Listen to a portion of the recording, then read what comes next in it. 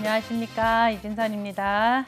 네, 저와 함께 임상심리사 2급 자격과정 준비하고 계시고 임상심리학 과목에 대해서 부지런히 지금 공부하고 있죠. 이 과목에 대한 오늘의 시간 12번째 시간이고, 통합적인 관점의 이제 심리치료, 우리가 심리치료라는 그 영역의 이론을 공부해왔고, 그것들을 이제 전체적인 관점에서 어떤 것들이 또 종합해서 조금 더 우리가 공부를 해놓고 숙지를 해놔야 되는가, 그렇게 좀 보시면 좋을 것 같고요. 그래서 11번째 지난 시간까지 큰 부류에서 이론 공부에 대한 거는 한 부류가 정신역동하고 인본주의에 대한 영역을 한번 다져놨고, 두 번째가 이제 행동 및 인지 행동 치료에 대해서 이제 우리가 조금 짚어봤는데, 행동 치료에 대한 개념적인 원리가 이제 학습 원리에서부터 이제 시작이 되었고, 이 학습 원리는 교육학에서 이제 교육심리학이나 교육학에서 이제 많이 활용이 됩니다. 그래서 이제 문제 행동과 그것이 발생하는 그런 특수한 상황을 이해하기 위한 실질적으로 이제 행동 치료에서는 행동을 평가하고 그 기능을 분석하는 방법을 이제 사용한다고 말씀을 드렸고, 그런 기법적인 것들을 좀 짚어드렸습니다. 그 다음에 이제 인지행동치료의 영역에 와서는 우리가 1세대라고 얘기했던 그 행동치료가 1950년대를 시작으로 해서 인지치료, 아론백의 인지치료가 1960년대, 그 다음에 앨리스의 합리적 정서 행동치료를 포함한 이 인지행동치료가 이제 1980년대를 어떻게 보면 거쳐왔다라고 보시면 되고, 그리고 이제 말씀드렸던 제3세대 인지행동치료라는 DBT나 그런 ACT 이런 것들을 이제 1990년대 이후, 그러니까 제일 가깝게 어떻게 보면 지금 시도가 되고 있는, 그러면서 각광이 된 이론 중에 이제 하나입니다. 행동치료나 인지행동치료에서는 그래서 이렇게 말을 많이 하죠. 감정을 느낄 때 자신의 생각을 들여다봐라. 어떤 생각이 스치고 지나가느냐. 우리가 이 공부를 12번째 공부라는 이 과정 중에 이것을 시청하시면서 어떤 생각이 지금 스치고 지나가십니까? 예, 그 생각과 그 감정을 따라가면서 12번째 우리가 통합적인 관점의 심리치료라는 영역에 대해서 학습해 보도록 하겠습니다. 이 영역은 따로 이론화되어서 좀 분류하는 것이 조금 어렵지만, 통합적이다 또는 절충식이다, 이렇게 이제 우리가 표현을 합니다.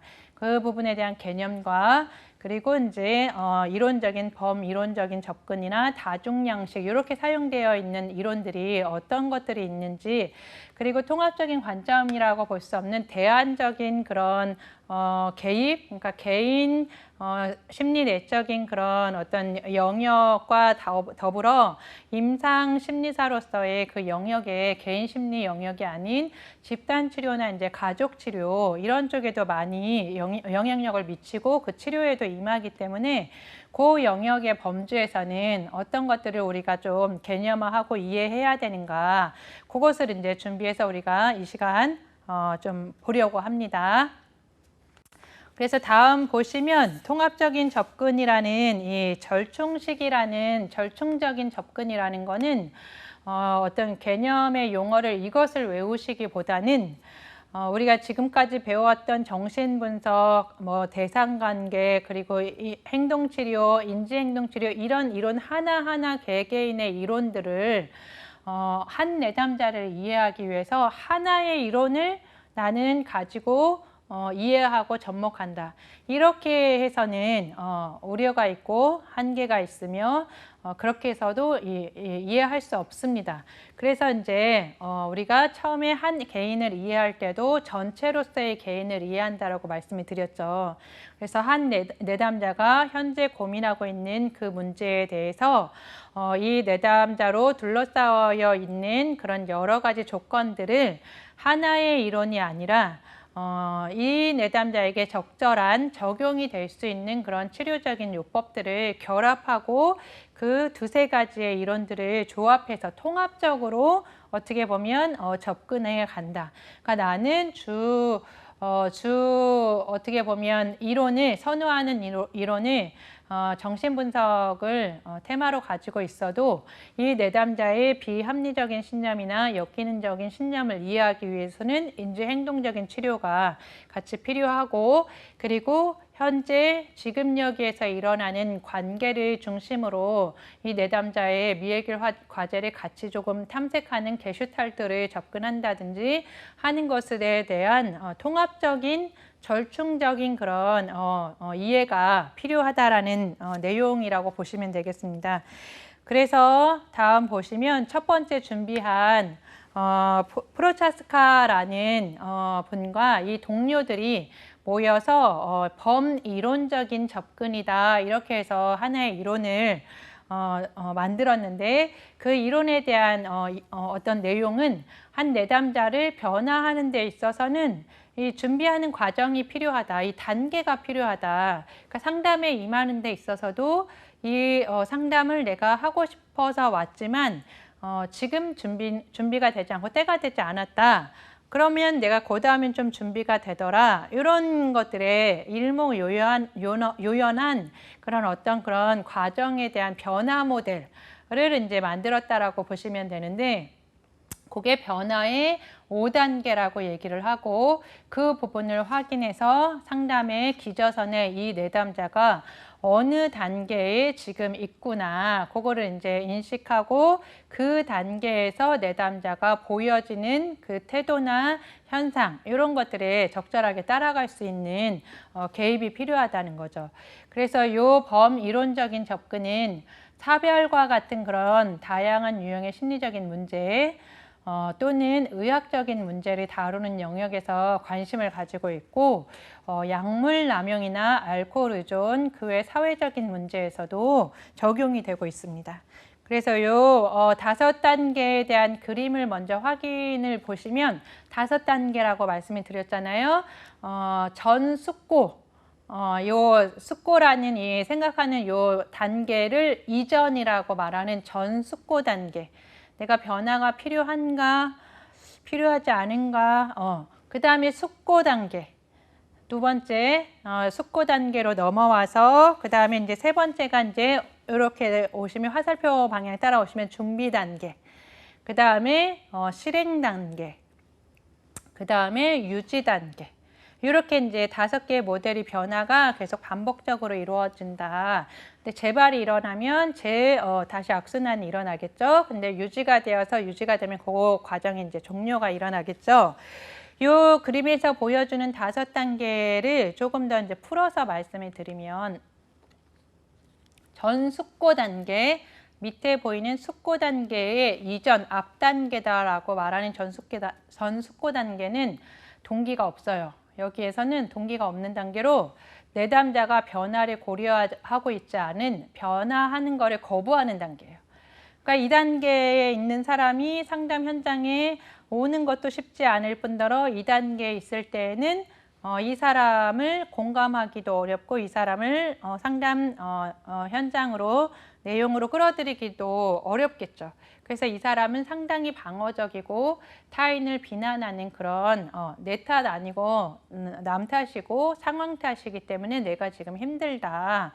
당신이 변해야 된다. 상황이 변해야 된다. 이런 생각을 가지고 있는 단계겠죠. 그 다음에 이제 숙고 단계라는 영역이 자신에게 문제가 있다라고 인식하고 있으므로 변화에 대한 욕구가 있는 단계. 그런데 동시에 변화에 대한 내가 내 행동에 대한 어떤 좀 게으른 행동에 대해서 내가 조금 게으르다. 이 부분에 좀 개선해보고 싶다. 한번 상담을 한번 요청을 해볼까 해서 이런 변화에 대한 욕구가 생기는 거 반면, 동시에, 반면이 아니라 같이 함께 동시에 변화하려고 하는 거에 이 노력이나 이런 손해가 동반된다. 변화하고 싶지 않은 거에 대한 이 손해를 알고 내가 개선이 되면, 좀 더 부지런해지면 내 육신이나 뭐 신체가 좀 더 힘든 상황에 놓일 건데 하는 이런 것들의 뭔가 반대적인 상황을 알게 되면 할까 말까 하는 요런 양가 감정이 생기는 단계인 거예요. 그러니까 상담을 받고자 하는 의욕이 생기면서 그걸 또 받을 필요가 있을까? 이런 과정이 숙고 단계이니까 요때 의지가 생기게 하는 그 동기들을 잘 파악하게 하고 그것들을 이제 가져가는 게 아무래도 중요하겠죠. 다음 보시면 이제 그 준비 단계는 이제 확실하게 이 숙고 단계를 넘어왔기 때문에 변화하겠다. 내가 게으른 지금의 모습을 조금 더 개선하는 거에 해보겠다. 결심하는 단계인 거죠.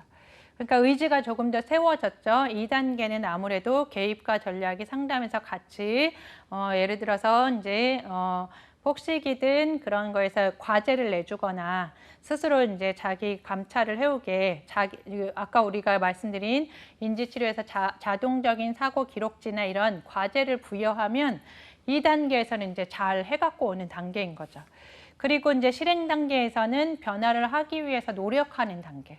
뭔가 더 이제 자기 스스로 해보려고 하고 이 생각이 나에게 도움이 되는가? 우리 논박에 대한 얘기도 했죠. 스스로 논박을 해보고 길을 찾아보는 거죠.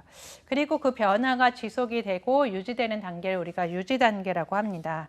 이 5단계를 어떻게 보면 범이론적인 접근에서 시행이 되고 있는 단계인데 조금 쉽게 말하면 전 숙고 단계, 나는 변화하고 싶지 않다.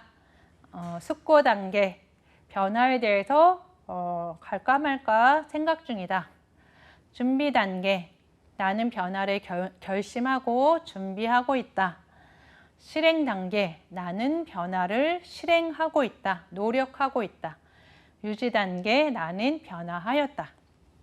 그러니까 이런 부분은 꼭 상담 내담자뿐만이 아니라 우리 한 개인이 내가 스스로도 어떤 새로운 프로젝트든 새로운 일이든 새로운 학업을 위해서 시행하고자 할 때에 내가 지금 하고 싶지 않은지 생각은 있는데 우리가 편하게 말하는 생각은 있는데 몸이 안 따라줘 이런 얘기들 많이 하잖아요.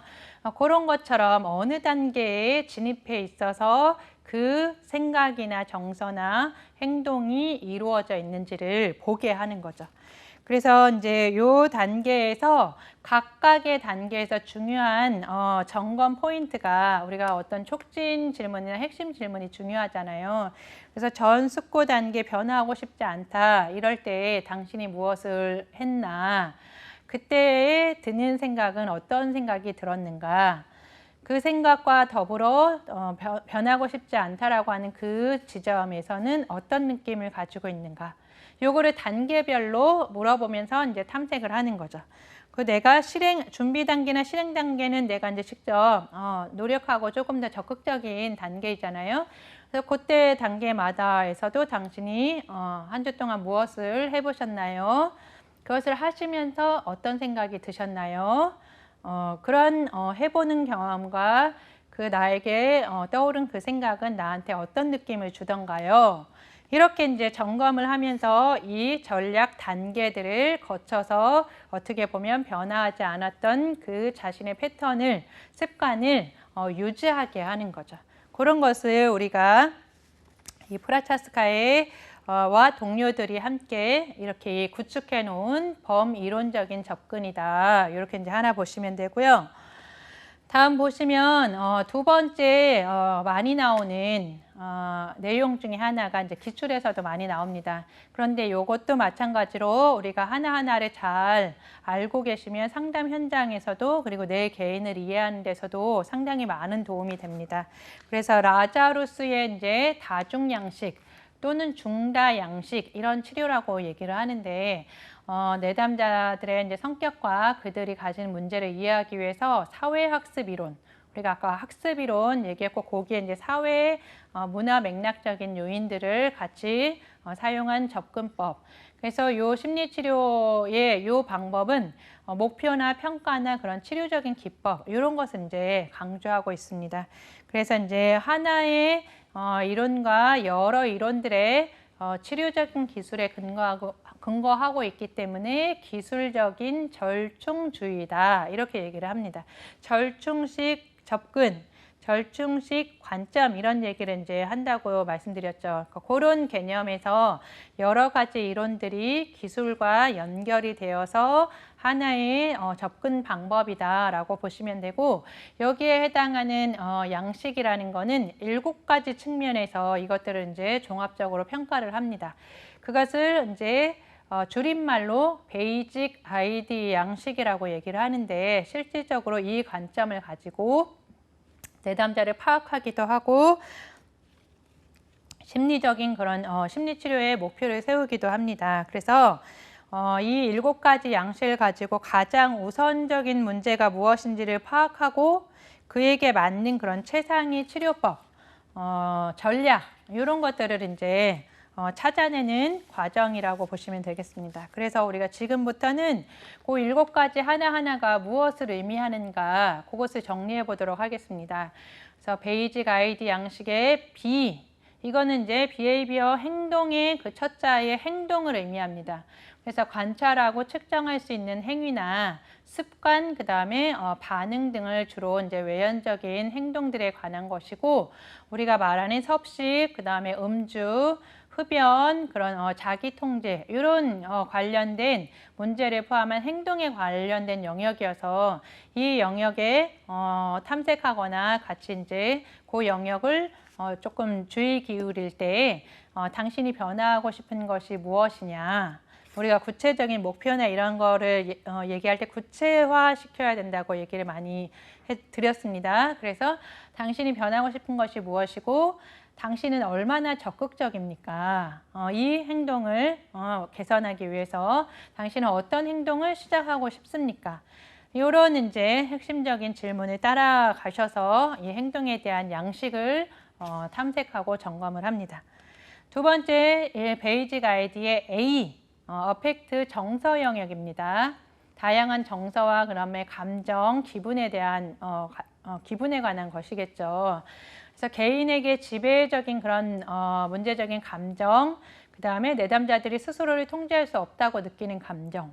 그러니까 지배적인 감정이란 얘기는 내담자가 일상에서 내가 오늘 아침에 일어나서 주로 경험하는 기분, 그것이 일주일 동안 유지되는 그런 정서, 이런 차원도 있겠고, 근데 실질적으로 이제 핵심 정서와 연결해서 내가 주로 어떤 이제 수치심이나 이런 슬픔이나 이런 지배적인 핵심 감정들이 무엇이 있겠는가를 같이 연결해서, 그러니까 정서를 우리가 흔히 말할 때는 양파를 생각해서 많이 비유를 합니다. 그러니까 하나 까면 그 안에 또 하나 있고 하나 까면 또 그 안에 하나 있고 이런 것처럼 정서가 하나의 색깔로 나에게 포진되어 있다, 이게 아니라 이 색깔 저 색깔 이 모양 저 모양의 정서가 있는데 그 중에 주로 지배하는 그런 한 개인의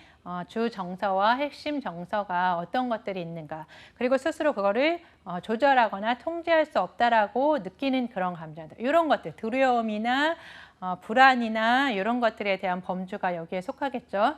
그래서 이 부분을 이제 우리가 촉진하거나 탐색할 때 어떤 감정을 많이 느끼십니까? 그리고 당신을 웃게 하는 것은 무엇입니까? 어떤 감정이 당신에게 좀 문제가 됩니까? 이런 거를 이제 더불어서 얘기를 하게 합니다.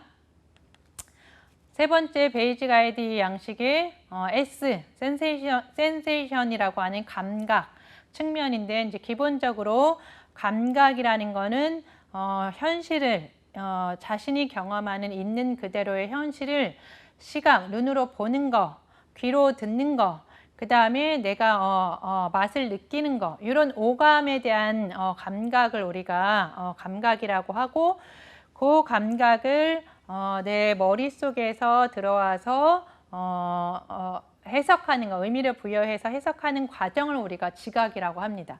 그래서 여기에서 감각이라는 거는 이제 조금 더 실질적으로 이런 신체적인, 그러니까 생리학적인 반응하고 연결이 되겠죠. 두통, 현기증, 마비, 배 아픈 거, 그 다음에 이제 환각, 다른 사람들이 보지 않는 영역을 나만 보고 있다. 이런 것들이 이제 환각이라 그랬죠. 성적 장애 이런 부정적인 감각에 대한 부분을 강조하고 부정적인 불편한 불쾌한 감각에 대한 것이 당신으로 하여금 특히 보고 냄새 맡고 듣고 만지고 이 먹는 것에 대해서 좋아하거나 아니면 싫어하는 것이 무엇이 있습니까? 이런 차원이라고 이제 확인하시면 돼요. 그 다음에 베이직 아이디에 이제 이미지, 심상을 말합니다. 그래서 이제 우리 자신의 자기 상이나 내가 또 가지고 있는 내 과거의 기억이나 그리고 꿈이나 그 다음에 내가 상상하는 그런 상상이나 공상, 그리고 이제 정신분석에서는 현실에서 이루어지지 않지만 나의 가상세계라고 말하는 환상, 이런 것들의 마음속의 그림, 이런 것들을 우리가 심상이라고 하고, 그것을 우리가 대상관계 내에서 말하는 그런 관계에 대한 내면화된 그 이미지의 심상은 우리가 표상이라고도 얘기를 하거든요. 그런 부분에 청각 또는 다른 감각 구조를 통해서 나오는 이미지들이 여기에 포함이 돼서 그 이미지는 특별하게도 내가 내 스스로에게 부여하는 자기상, 나는 요 정도 하면 좀 괜찮고 적절해 라고 하는 그런 자기상과 내 신체상의 키와 몸무게와 이런 걸 더불어서 내 신체상을 가지고 있는 거에 특별히 이제 주의를 이제 기울여서 어떤 이미지를 본인이 가지고 있는가, 거기에 대한 따른 이제 질문들이 이제 반복되는 꿈이나 분명한 기억들에는 어떤 것들이 있는가, 그러니까 당신이 꾸는 꿈 중에 혹시 반복되는 주제나 반복적으로 나오는 대상들이 있습니까? 그 대상에 대해서 느껴지는 느낌이나 그 대상의 주로 성격적인 부분들은 어떻습니까? 이렇게 이제 좀 물어보는 거죠. 그리고 당신의 신체상을 스스로 어떻다고 여깁니까? 그리고 당신은 현재 당신을 어떻다라고 봅니까? 내가 쓸모없다, 나는 루저 인생이다, 이렇게 보는지, 뭐 이 정도면 괜찮다, 여기에서 아니면 더 발전해야 된다, 가혹할 때는 더 완벽해야 된다, 이런 신체상이나 자기상이 있겠죠. 그 다음에 이제 다섯 번째 C 영역은 이제 커그니션이라고 하는 인지 영역이에요.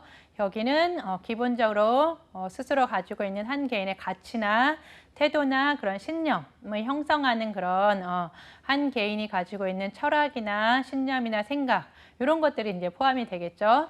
그래서 정서에도 마찬가지로 긍정적인 정서, 부정적인 정서가 있듯이 인지에도 우리가 긍정적인 사고, 부정적인 사고를 이제 같이 동반하고 있습니다. 그래서 이제 주로 긍정적인 사고도 이것도 이제 과하면 뭐든지 과유불급이라고 넘치면 다들 평균에서 벗어나는 뭔가 어려움이 생기고 또 불편함이 생깁니다. 근데 이제 부정적인 사고가 주로 많이 지배한다 라고 했을 때 우리가 불편감이나 어려움들을 많이 호소하기 때문에, 그래서 이제 여기에 대한 이제 해당하는 문장들이 해볼 수 있는 질문들이 지적 요구를 충족시키는 방법은 무엇이냐, 그리고 당신이 사고하는 지금 하고 있는 이 생각이 당신의 감정에 어떤 영향을 미치냐, 그리고 당신이 가장 소중하게 여기는 그 가치나 신념이 무엇이냐, 이런 것들을 같이 이제 따라가지고 얘기했을 때 그 사람이 그 던진 질문에 좀 생각할 수 있도록 좀 기다려주고, 그러니까 저도 이제 상담 현장에서 내담자들과 상담할 때 좀 잘 진행이 되는 경우도 있지만 어느 한 지점에 딱 멈춰서 진행이 어려울 때가 있어요. 그럴 때 이제 내담자의 상태가 이해가 되지 않아서일 때도 있고, 내 것으로 인해서 어떤 역동이 같이 더불어서 일어나서 좀 지루할 때도 있고 화가 날 때도 있고 그런 상황에 놓였을 때 이제 저의 이제 슈퍼비전을 통해서 슈퍼바이저 선생님들이, 교수님들이 저한테 이제 그런 질문, 요 인지와 관련해서 너가 그렇게 고민하고 있는 그 주제가, 그 내담자와 그 시점이 너가 왜 그렇게 중요하냐, 이렇게 이제 저한테 다시 반문을 했을 때 제가 왜 이걸 이렇게까지 고민하고 심각하게 여길까? 더 돕고 싶은 목적도 있지만 어떤 연유가 더 여기에 들어가 있는가? 요것을 이제 아하하는 경험으로 통찰이 이루어지니까 제 일상의 현장에서도 제가 이제 스스로에게 고민을 들거나 힘들 때 이런 것들을 이제 써먹습니다. 아, 이 상황이 지금 나에게 던져진 이 상황이 그리고 저 사람과 나의 이제 불편함 속에서 이거는 나한테 왜 이렇게 중요한가, 왜 이렇게 힘든가 이런 질문을 합니다. 그래서 그것들을 잘 적시에 좀 사용을 해주시고요. 그 다음에 이제 베이직 아이디에 이제 아이가 지금 2번 나와요. 이제 첫 번째 아이하고 두 번째 아이 대인관계 인터퍼서널 영역, 릴레이션십 영역이라고 하는 대인관계 영역인데 가족, 친구, 그리고 또는 선생님, 그러니까 권위자 또는 타인 이런 관계들이 다 이제 포함이 됩니다. 그래서 타인과의 그런 상호작용에 어떤 영향을 미치는가 여기에는 가족은 가족 구성원 간의 관계가 있을 것이고 가족 중에서도 부부, 아내와 남편의 관계, 부모와 자녀, 이렇게 또 하위 체계의 관계, 또 뭐 형제끼리는 형제끼리의 관계 여러 개가 이제 여기서 말씀드릴 수 있겠죠. 그리고 이제 성과 관련한 성 문제를 포함해서 이제 타인과의 관계에서의 그런 어려움 이런 것들을 여기에서 다루고 요 부합한 적합한 질문으로는 당신 자신이 얼마나 사교적이냐, 얼마나 조금 활발하냐, 아니면 얼마나 좀 소극적이냐, 어느 정도의 저 사람과 나의 관계에서 당신은 어느 정도 친밀함을 원하냐, 어느 정도까지 그 애정이 있어야만 이 사람이 나에게 불편함이 없다라고 여길 거냐. 이런 질문은 좀 부부 문제나 부부 상담에서 많이 활용을 하죠. 그리고 이제 삶에서 중요 인물에게 무엇을 기대하냐. 권위자들에게, 그러니까 보통은 내가 부모 대상에게 부모님에게 원하는 바가 있을 때에 거기에서 이제 미처 채워지거나 해결되지 않은 부분들은 어떤 새로운 대상이나 중요한 내 사람에게 더 요구하거나 기대하기도 합니다. 그래서 당신이 아내인 입장에서는 남편에게 어떤 걸 더 그렇게 기대하고 요구한 거였냐. 남편은 아내에게 당신은 아내한테 어떤 것을 더 기대하고 요구를 하기를 원했던 거냐. 이런 질문들이 이제 대인관계 영역에서 잘 활용이 되는 그런 질문들에 속합니다.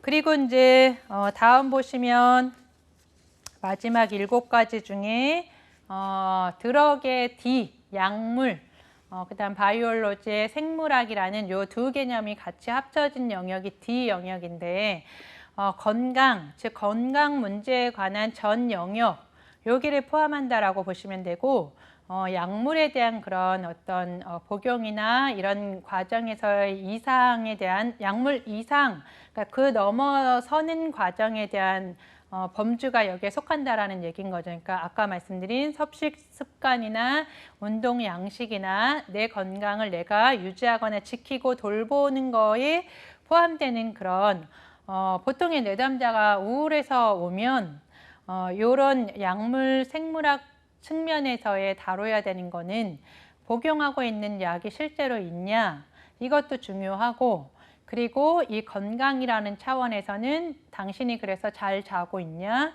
잘 먹고 있냐 이런 것들을 살펴야 되고 실질적으로 하고 있는 운동이 있냐 이 운동에 대한 이 시너지 효과가 상담하고 연결되는 것들이 많이 있습니다. 그래서 여기에서 초점을 두는 부분이 그런 부분이라고 보시면 돼요. 그래서 당신은 건강하거나 건강한 의식을 가지고 있느냐, 당신은 자신의 건강에 대해서 좀 걱정을 하고 있느냐, 또는 섭식이나 운동, 신체적인 외모에 관한 당신의 습관은 어떤 것이냐, 이렇게 이제 질문을 주고받는 것들이 어떻게 보면 약물 생물학의 과정에 좀 도움이 되는 탐색에 촉진이 되는 질문이라고 보시면 되겠습니다. 그래서 지금까지 제가 그런 통합적인 관점에서의 두 가지 접근, 핵심적인 두 접근을 어떻게 보면 출제되는 경향도 있지만 우리가 실제 나 스스로를 이해하고 내담자를 이해하는 데에 조금 더 이제 활용해 볼 수 있는 프라차스카의 범이론적인 접근 하나랑 라자루스의 지금 다중양식 치료 두 가지를 이제 말씀을 드린 거고, 지금 이제 하나씩 살펴본 이 라자루스의 다중양식의 7가지 양식, 베이직 아이디 양식이라는 거를 첫 글자를 하나씩 따서 이렇게 이제 이름을 명명했다라는 거를 잘 좀 정리를 해두시고, 그 하나하나의 이름이나 개념은 조금 버거우셔도 외우셔야 됩니다. 예, 같이 한번 우리 외울 수 있도록 그렇게 해보도록 하겠습니다. 그리고 이제 다음 두 가지 말씀드리는 집단 치료와 이제 가족 치료 영역은 통합적인 관점이라기보다는 조금 우리가 대안적인 관점에서 임상심리사로서 임상심리학이라는 이 영역에서 살펴보고자 하는 내용들을 다뤄야 되는 영역. 이 영역에 대한 것들은 이론이나 여러 영역에서도 얘기를 하고 있지만 조금 이제 중요한 것만 짚어보고 넘어가도록 하겠습니다. 그래서 이제 집단 치료라는 거는 이제 치료자가 상담사가 1대1이 아니라 여러 명의 내담자를 이렇게 상대로 하고 각 내담자의 그런 증상 완화, 문제 해결, 그런 치료적인 변화 이런 것들을 이제 집단으로 어떻게 보면 여러 명이 구성이 되어서 개입할 수 있는 접근 방식이다. 이렇게 이제 보시면 되겠습니다. 그래서 이러한 집단 치료가 한 개인이 개인 대 개인으로 만나는 개인 심리 상담이나 개인 치료의 영향력과 집단 치료의 영향력에서는 어떤 차이점과 어떤 특징이 있어서 이것들은 또 이대로 이렇게 활성화가 됐는가. 그러면 보통 우리가 이제 집단이라는 나 이외에 두세 사람이 모이는 그 한 무리, 이 영역을 우리가 축소된 사회로서의 역할을 한다라고 담당을 합니다. 그래서 우리 아이가 자녀들이 인형을 가지고 놀 때만 봐도 인형한테 너 아빠 역할해, 너 엄마 역할해, 나는 아기 역할 할 거야 이러면서 집단이 형성되죠. 벌써 그런 사회화 역할들이 이루어지는 거거든요. 그래서 이 사회화 역할을 하는 집단이라는 거의 가장 큰 메리트는 그 영역 안에서 사회적인 기술, 대인관계 능력을 학습할 수 있는 것. 그러니까 내가 가지고 있었던 어떤 내가 저 사람과 친해지려면 어떤 상황을 이해하고 내가 어떤 대화를 사용해야 되고, 그리고 어떤 접근으로 저 사람은 어떻게 이 대화를 이끌고 가는가 관찰도 해야 되거든요. 그러니까 내가 가지고 있는 것 플러스 내가 없는 것들. 그래서 주로 대화를 잘 이끌어가는 사람들은 어떤 주제를 어떻게 풀어내는가 먼저 보는 거죠. 관찰을 하는 거죠. 그런 게 이제 집단 치료의 가장 큰 메리트고, 그것을 우리가 조금 학습하는 과정입니다. 그래서 이 집단에 대한 치료는 개인 상담도 마찬가지지만 지금 여기에서 A 사람, B 사람, C 사람과 연결해서 이어지는 그 현장에서 A 사람이 나에게 주고받는 대화, 그것을 바라보고 있는 B 사람에 대한 어떤 반응, 이런 현장에서 지금 여기에서 일어나는 것이 초점을 이룬다 그래서 지금 여기에 집중하는 것이 너무나 중요하고, 서로의 이제 말과 행동 이런 것에 자연스럽게 상호작용을 할 수 있습니다.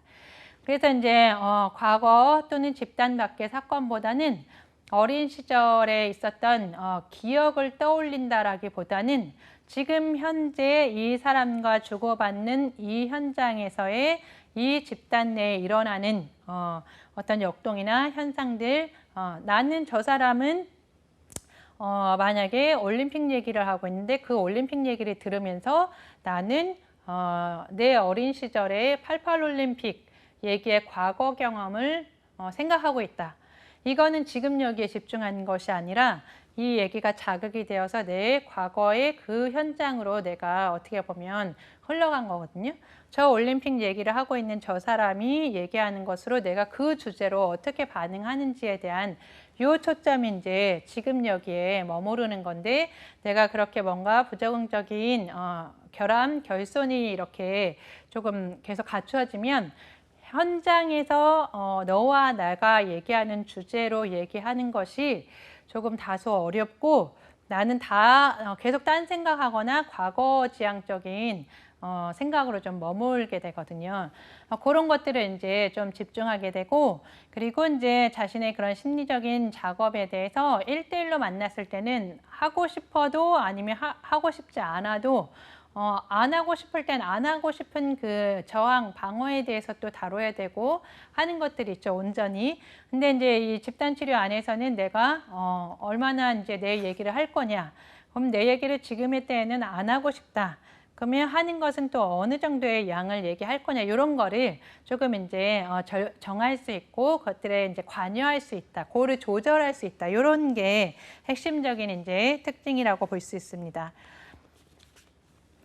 그래서 집단 치료가 이루어지는 중요한 과정, 우리가 이제 심리 평가의 그런 과정, 상담에 대한 그런 과정 해서 이제 보통은 쉽게 우리가 생각하면 서론, 본론, 결론, 이게 어떻게 보면 논리적인 흐름이거든요. 그 과정 선상에서 이 집단 치료도 초기, 그 다음에 중기, 후기가 있을 건데 여기에서는 초기, 그 다음에 과도기, 작업 단계, 종결 단계로 4단계로 이제 나누고 있습니다. 4단계 중에 그 초기 단계에 대한 어떤 작업이 이루어지느냐, 이거는 제가 이제 개인 심리 상담에서 말하는 초기 단계와 유사합니다. 그러면서 이제 여기에서 말씀드리고 있는 오리엔테이션이나 구조화나 이런 결정들이 이루어지는 시기고, 그리고 이제 낯선 상황에서의 집단 치료 과정이 어떻게 진행되는지, 그 구조화에 다 포함이 되죠. 어떻게 행동하고 반응해야 되는지 이런 것들을 이제 학습하고, 그리고 이 집단원들도 마찬가지로 초기에 일어나는 내가 집단으로 치료를 한 구성원으로 왔지만 그것에 대해서 좀 낯선 곳에 온 긴장이나 불안, 이런 두려움, 이런 것들이 있겠죠. 이런 것들을 탐색하고 또 이제 이해하고 수용받는 그런 경험들이 있어줘야 될 것이고, 이 집단 치료의 목적, 여럿이 모이지만 한 개인의 내 주제가 있고, 또는 이 집단 안에서 이제 같이 공동으로 이제 이루어가고 싶은 어떤 목적, 이런 것들 안에서 내 한 개인이 어떤 기대를 가지고 이 집단에 오게 하는가, 그 기대를 이제 명료화하게 합니다. 그리고 이제 개인적으로 가지고 온 나는 이 집단 경험 안에서 내가 조금 대화를 해볼 수 있는 기술을 좀 익혀보고 싶다. 이런 구체적인 목표를 이제 설정하게 합니다.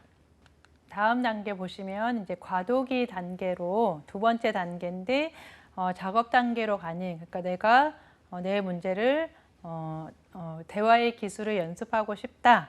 그러면 그 부분을 이제 연습하고 작업해보는 과정의 중간 단계로 과도기 단계가 있습니다.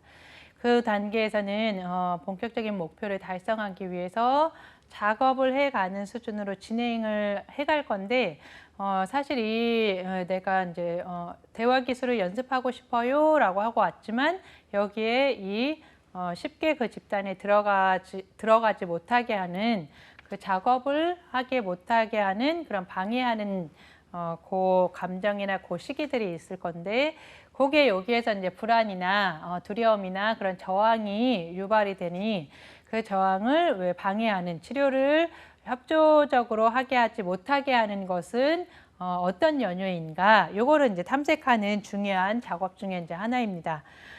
다음 보시면 이제 세 번째, 직접적으로 이제 핵심적인 단계, 이제 작업을 하는 단계죠. 그러니까 내가 대화 기술을 배우고 싶어요라고 했을 때 이 작업 단계는 실제 다른 사람, 내가 알지 못하는 사람하고 대화를 시도하고, 그 대화를 시도했던 그 내용을 통해서 타인으로 또 다른 사람들에게 피드백도 듣고, 그리고 그 집단의 리더가 있으면 리더를 통해서 다시 한번 확인도 해보는, 실제 실행을 해보는 단계라고 보시면 됩니다. 그래서 구체적인 문제를 활발히 논의하고 해결 방안을 모색하는 그런 생산적인 활동이 이루어지는데, 이렇게 핵심적이고 생산적인 활동이 이루어지기 위해서는 그 집단 내 그들 구성원들 간의 집단 응집력이라는 그 친밀감들이 조금 이제 끈끈해져야 이러한 핵심적인 거를 내가 내 얘기를 해도 괜찮겠구나 라고 이제 여기면서 해볼 수 있는 단계여서 이런 높은 집단 응징력이 형성이 되는 단계이고, 이 단계를 위해서는 초기 그리고 과도기 단계의 라포 형성이라는 것이 이 집단에서도 중요한 역할을 하나 맡고 있습니다. 다음 보시면 마지막으로 네 번째 중에 이제 종결 단계로 해당하는 단계인데, 집단원들 마찬가지로 이제 학습한 것들을 내가 대화 기술을 연습하고 싶어요 라고 했을 때 어느 정도 내가 조금 연습을 한 것 같은지, 그리고 그것들을 일상 속에서 얼만큼 적용을 해봤고, 적용을 했는데 적용이 된 부분과 안 된 부분이 있다면 어떤 것인지, 그런 것들을 조금 더 이제 발전시키고, 그리고 그런 것들을 이제 좀 다루는, 그동안에 내가 이 집단을 통해서 얻은 거, 변화된 거, 대비 이루지 못한 거, 조금 이제 그런 이루지 못한 것에 대해서 이제 갖고 있는 그런 감정, 이런 것들을 이제 확인하고 좀 마무리하는 단계라고 보시면 되고, 그리고 마찬가지로 이것도 끝나는 어떤 한 섹션을 시작하고 끝, 뭐든지 끝이라는 거는 이 사람에게 있어서 이제 어떤 마무리에 대한 분리되는, 떨어져 나가는 감정이기 때문에 내가 에너지를 많이 투여하고 몰입하면 몰입한 것 대비 그거를 끝내는 데에 대한 과정이 후련함도 있지만, 그거에 따르는 공허한 마음, 이렇게까지 내가 에너지를 쏟았어야 되는가 하는, 거기에서 오는 공허한 감정들도 있거든요. 그런 공허하거나 아니면 상실 주제가 있는 한 개인에게는 그 떠나가는 것에 대한 그 슬픔이나 이런 것들이 어떤 것인가, 이런 분리 감정에 대해서도 다루는 것이 중요하다라고 하겠습니다. 그래서 이런 집단 치료의 네 가지 과정을 거치면서 이 과정 안에 어떤 요인들이 이 집단, 내가 저 사람을 관찰하고 저 사람의 얘기를 듣고 그 형성되는 그 분위기 안에서 어떤 요인들로 하여금 이 치료적인 효과가 일어나게 하는가, 그 집단 치료의 그 치료적인 요인으로 유명한 얄롬의 학자가 이제 실존 치료에 이제 한 영역을 담당하고 있는 그 얄롬인데, 11가지 주제에 대해서 말하고 있습니다. 그 11가지 주제를 우리가 첫 글자를 따서라도 꼭 외우게 되는데, 이 부분도 이제 출제되는 영향이 좀 높아서 하나하나에 대한 이해도 있어야 되지만 그 해당하는 것이 어떤 내용이다라는 것 정도를 점검해 주시면 될 것 같습니다.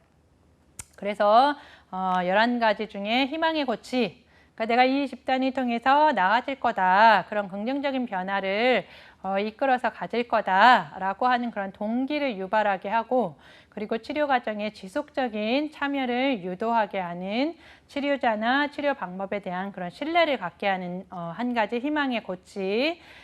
그리고 이제 집단을 가면 모든 사람이 이제 살아가면서 문제를 가지고 분투하는, 그러니까 저 사람이 삶의 주제, 이 사람이 또 어려워하는 주제, A 사람, B 사람, 이런 사람들의 어려워하는 주제를 얘기를 들어보니 나하고 비슷한 주제로 고민하는 사람도 있고, 상대적으로 나보다 더 심각하게 어려워하는 부분도 있고, 또 얘기를 들어보니까 나보다는 조금 덜한 사람도 내가 좀 덜한 거기도 하는구나, 이런 이제 보편성, 이런 것들을 이제 두 번째 요인으로 보고, 그 치료 집단은 구성원들이 공포나 저하된 기분, 혼자가 아니라는 것을 배우는데 도움을 줍니다.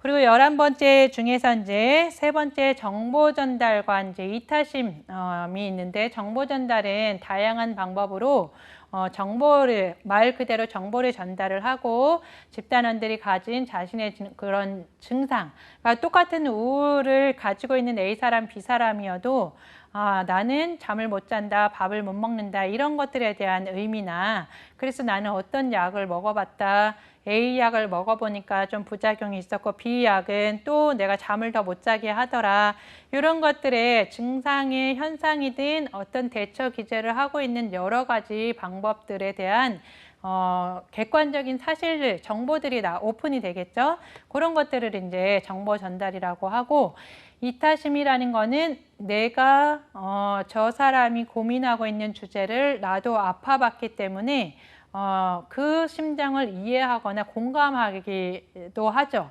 그래서 이제 말하지 않아도 그 심정을 이해하게 되는 과정이 있어요. 그래서 당신이 그렇게 아파하는 데에는 그 자리를 걸어온 과정에 그 상황에 그 사람과의 관계 속에서는 그럴 수 있었을 것 같다. 그 얘기는 아니면 그저 내가 그 사람의 얘기를 들어주면서 그것이 공명이 되어서 내가 흐르는 그 눈물, 이 사람 너무 많이 힘들었었겠다 하는 그런 공감적인 이 표현들이 그 사람이 또 눈물을 흘려주는 그 A 사람을 보면서 저 사람이 내 얘기를 들어주는구나, 공감해 주는구나, 이렇게 도움이 되는구나. 이런 식으로 내가 누군가에게 나도 지금 어려운 문제를 가지고 왔지만 그 고민하고 있는 문제에 대해서 대안을 제시하거나 경험을 얘기해 주는 이타심을 발휘할 수 있게 한다는 거죠. 그 이타심을 발휘하는 것이 한 개인의 자기 가치감이나 효능감을 유발하는 데 있어서 굉장히 치료적이고 긍정적인 작용을 하게 합니다. 그리고 이제 대인관계 학습은 말 그대로 가장 핵심적인 두 가지, 집단에서는 이 대인관계에 대해서 학습을 하게 하고 교정적인 그런 체험이 일어나게 하고, 그리고 사회와 기술의 발달을 통해서 내가 사회 기술을 습득하게 하죠. 그러니까 직접적으로 도움을 요청하는 방법, 그리고 내가 상사에게 아니면 어떤 부담되는 부탁을 들었을 때 거절할 때 어떻게, 그러면 어떤 말로 거절을 해야 되는가, 이런 것들에 대한 거를 연습해보고 그것들을 실질적으로 이제 적용할 수 있게 거기에서 배우는 거죠. 그것이 이제 학습이 되는 거죠. 내가 배운다라고 해서 거기에서 리더가 나에게 직접 가르친다라기보다는 그 구성원들이 하는 것을 보면서 이제 학습이 되는 거죠. 그리고 이제 다음 내용에는 모방과 이제 집단 응집력이 있는데, 모방이라는 거는 그 사람이 행동하고 있는 모습이나 정서를 압도가 되어도 막 화를 내서 소리 지르지 않고 내가 화가 났다, 이런 연유에서 화가 났다라는 표현하는 방법을 보면서 저 사람은 저렇게 힘든 상황에서도 소리 지르면서 화를 내는 게 아니라 그 상황을 구체적으로 얘기하면서 화났다라고 표현을 하는구나, 이런 거를 보면서 이제 모방을 하게 되는 거죠. 그리고 이제 말씀드린 집단 응집력이라는 것은 집단의 가장 기본적인 속성으로서 집단원들이 느끼는 그런 집단에 대한 매력, 서로들 간의 그런 끌어당기는 힘, 이런 것들이 이 안에서 이제 형성이 되게 되고, 그 집단 응집력이 얼마나 그들 사이에 이렇게 끈끈한가, 그런 것들이 이제 소속감을 느끼게 하고, 우리가 이제 한 개인으로서 어떤 사회의 어떤 조직에 속해 있다라는 이 소속감이 되게 안정감을 주고 위안을 받게 합니다. 그게 치료적인 효과가 발휘하게 합니다. 그리고 이제 원가족의 교정적인 반복 발달이라는 거는 내가 과거 내 부모님, 형제, 자매 여기에서 상호작용을 통해서 획득했던 그런 대인관계 기술이라든지 여러 가지들을 지금 현장에 있는 다른 사람에게 엄마 역할과 비슷한, 아니면 엄마와 아빠는 아니지만 그들이 행동하는 모습이나 이런 태도들이 유사하게 다른 사람에게 비춰지는 그런 상황들이 생겨요. 그때 그 집단원들하고 대화를 하고 어떤 그런 감정을 표현하고 내가 해내지 못했던 말들을 그 집단에서 해봄으로 원가족과에 있었던 그런 갈등이나 상처를 다시 떠오르게 불러일으키게 하고 그것들을 재경험하게 하는 거죠. 그래서 그러한 것들이 이제 표출되고 언어화시키고 내가 그 경험들이 있었을 때에 억압되어 있었던 어떤 그런 감정, 충동, 이런 것들을 이제 밖으로 꺼낸다, 해소한다 하는 작업이 이제 카타르시스라고 하는 정화 작업입니다. 이런 작업들이 일어나고, 마지막으로 이제 실존적인 그런 요인들이라고 한 11번째 주제가 실제 그 축소판 사회와 현장에서 이 한 개인이 삶을 어떻게 보면 같이 경험하는 현장이 됩니다. 그래서 내가 선택할 수 있는 거, 그 말을 해보는 것에 대한 선택. 나는 내 얘기를 지금 이 집단에 지금 이 시간에는 말하고 싶지 않아. 그것도 선택이죠. 말을 했을 때에 대한 선택에 대한 따라오는 결과. 좋은 반응이 올 수도 있지만 그 피드백을 해주는 사람이 마음에 안 든다. 당신이 그렇게 말하는 거 마음에 안 든다. 부정적인 피드백이 올 수도 있죠. 그런 것들에 대한 결과를 책임질 수 있는 거. 그리고 이제 낯선 환경이라는 불확실한 그런 상황에 노출되는 거, 사람이 한계가 있는 거, 태어나는 일이 있으면 죽는 날이 있고, 집단이 시작을 하면 또 끝나는 날이 있고, 이런 유한성에 대한 것들을 배우고, 그리고 그 안에서의 어떤 삶의 의미를 추구하는 여러 실존적인 요인들을 이 집단에서 이제 배운다. 그래서 이제 얄롬이 추구하는 이론이 그 실존 치료의 근거로 이 집단의 실존적인 집단 치료도 이 치료적인 요인을 11가지 정리를 한 겁니다. 그래서 다른 사람들에게 받을 수 있는 지지도 한계가 있다. 그리고 내 삶의 궁극적인 책임은 결국은 내가 책임져야 된다. 아무리 가까운 사이고 아무리 가까운 가족이어도 저들이 해줄 수 없는 것들이 있다. 그리고 나는 이렇게 요 정도밖에 안 되는, 부족할 수밖에 없는 한낱 미물과 같은 그런 존재일 수밖에 없다. 이런 실존적인 주제들을 경험하게 하고 그것들을 이해해서 내가 수용하게 하죠. 그러면 조금 이제 내가 그게 수용이 됐다, 이해가 됐다라는 작업은 그 불편한 감정이나 정서를 다시 한번 이제 들여다보고 내가 한 발 더 나아갈 수 있다. 적응적인 행동으로 변화해 갈 수 있다. 이렇게 이제 보시면 되겠습니다.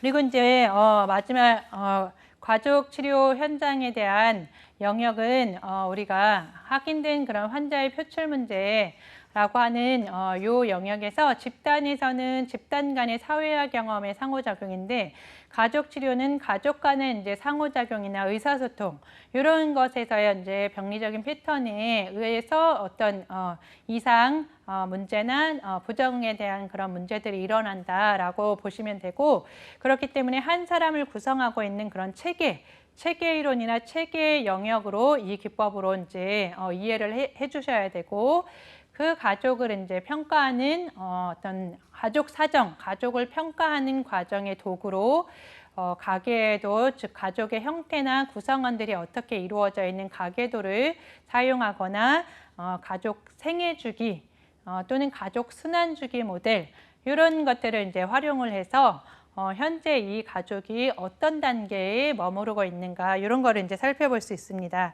그래서 대표적으로 우리가 많이 얘기해주는 그런 가족 치료의 이런 내용 안에 어떤 것들을 목표로 두고 있느냐, 아까 말씀드린 것처럼 역기능적인 그런 요소, 역기능적인 의사소통, 상호작용 이런 것들을 이제 수정하고 변화하는 그런 회복에 초점을 두고, 그리고 이제 개인을 가족이라는 보다 큰 체계의 한 일원이라고 여기시는 관점을 보시면 될 것 같습니다. 그래서 이제 이 가족 치료에 우리가 7가지 생활주기 단계가 있는데, 어떤 단계에 우리 가족은 머물러 있고 이 단계에서 이루어야 되는 역할 분담이나 과업들이 있습니다. 그런 것들을 이제 이해하고 사정하는 과정에서 이 상담사가 역할을 좀 설명도 해주고 좀 이해시키는 작업이 필요하죠. 그 7가지가 이제 본가를 떠나는 단계에 결혼 등을 이제 통해서 이제 새 가정을 마련하는 단계, 그러니까 자녀하고 부모가 같이 살다가 자녀가 떨어져 나가는 단계, 그래서 결혼을 통해서 새 가정이 이제 엄마 아빠 가정이 있고 결혼한 가정이 있잖아요. 그런 식으로 이제 과정이 이루어지는 그 단계라고 보시면 돼요.